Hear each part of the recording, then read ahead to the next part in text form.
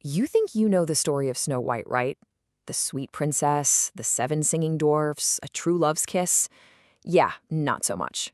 The original fairy tale, the one the Brothers Grimm wrote down, is a whole lot darker, way stranger, and honestly pretty brutal. So let's just push the cartoon classic aside for a minute and dive into the real, grim truth of Snow White. So get this, the story doesn't even start with a wicked stepmother. It begins with a good queen, sewing by a window in the middle of winter. She pricks her finger and 3 drops of blood fall on the snow outside. It's this beautiful, kind of eerie image that makes her say this fateful wish. A wish that's going to kick off the whole tragedy. And guess what? She gets her wish. A beautiful baby girl is born, with skin like snow, lips like blood, and hair like ebony. But this happy moment, it doesn't last. The good queen dies, and a year later, the king gets remarried. And that's when our villain finally enters the picture. This is where the real trouble begins. So you've got this classic setup, right? On one side, you have the new queen. Her whole identity is wrapped up in her pride, her vanity. On the other side is Snow White, who just is beautiful. It's a natural fact, something that was wished into existence. And it's that effortless beauty that makes her a major threat. Okay, so this new queen, she's got this famous magic mirror, and every single day she has to perform this little ritual. She needs that validation, that reassurance that she is number one. And for years, the mirror plays along. It tells her exactly what she wants to hear, until, of course, one day it doesn't. And here is the part that always gets me. When the mirror finally delivers this devastating news, Snow White is only 7 years old. 7. The queen's jealousy isn't just petty vanity anymore. It instantly curdles into this deep, murderous hatred for a child. That one sentence is the trigger that turns her from a vain stepmother into a monster. She doesn't hesitate for a second. Her command is immediate, and it is horrifying. She tells a huntsman to take this little girl into the woods, kill her, and bring back her heart as proof. But the huntsman, he's got a soul. He can't do it. So he kills a boar instead and brings its heart back. And in a truly gruesome twist, the queen has the heart cooked, and she eats it, thinking it belonged to her 7-year-old stepdaughter. So while all that is happening, Snow White is running for her life. Can you imagine? A little kid all alone in a dark, terrifying forest. She runs and runs until she literally can't anymore. And then she stumbles on this tiny, weird little cottage. It seems like a safe place, but her nightmare is far from over. She creeps inside and everything is just miniature. The table is set with 7 tiny plates, 7 little cups. She's starving and exhausted, so she takes just a little bite of food from each plate and a little sip from each cup.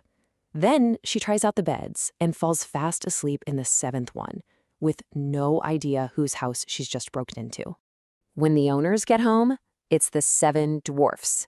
They're minors, and they're startled to find her, but they listen to her story and they feel terrible for her, so they make a deal. She can stay and be their housekeeper, and in return, they'll protect her. But every single morning, they give her this same warning, a warning that, sadly, she's not going to listen to. All right, let's head back to the castle. The queen is feeling pretty good about herself. She ate the heart. She thinks she's won.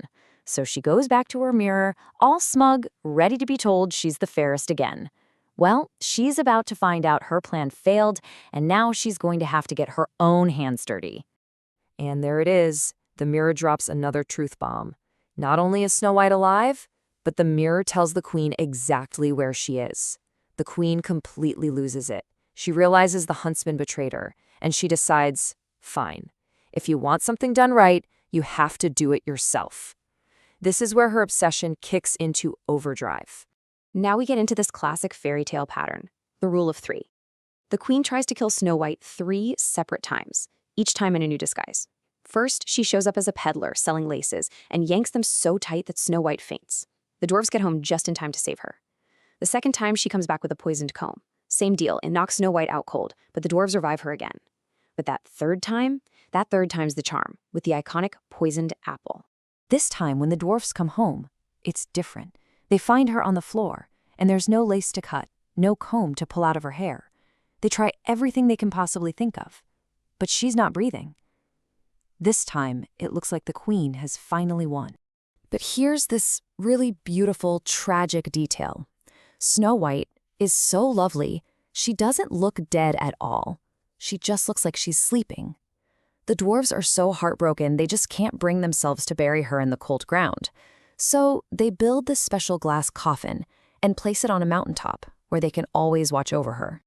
So she lies there for a long, long time, watched over by the dwarfs and all the animals in the forest. Then one day, a prince happens to be passing through and sees this bizarre, beautiful sight. And this is what kicks off the final and by far the most violent chapter of the story. So the prince is completely mesmerized and begs the dwarfs to let him take the coffin home. They're reluctant, but they agree. Now, you need to forget the Disney version. There is no true love's kiss. It's not magic at all. What happens is, as the prince's servants are carrying the coffin away, one of them trips. That jolt is so strong it dislodges the piece of apple from Snow White's throat. She coughs it up, sits up, and is totally fine. And the prince, without missing a beat, is like, "You're alive? Marry me." Meanwhile, back at the castle, the evil queen is on top of the world. She's sure she's finally won. She struts up to her mirror for one last bit of validation. But the mirror hits her with the most shocking answer yet. There's a new queen now, and she's even more beautiful. Blind with rage, the queen decides she has to go to this wedding and see for herself, with no idea she's walking right into a trap. The queen arrives at the wedding feast, sees that the new bride is Snow White, and she is paralyzed with terror. Her fate is sealed. And the punishment? It is something else. They take a pair of iron shoes, put them in a fire until they are glowing red hot, and then they force her to put them on. And she has to dance in these burning shoes in agony until she collapses and dies right there on the floor. And that's it. That's the original ending. It's not just that the villain loses, she is tortured to death in public. You have to remember, these fairy tales weren't just for kids. They were lessons for the whole village. They were a way of saying that evil won't just be punished. It will be destroyed in the most horrific way possible as a warning to everyone else. It really makes you stop and ask, what does happily ever after really mean when it looks like that?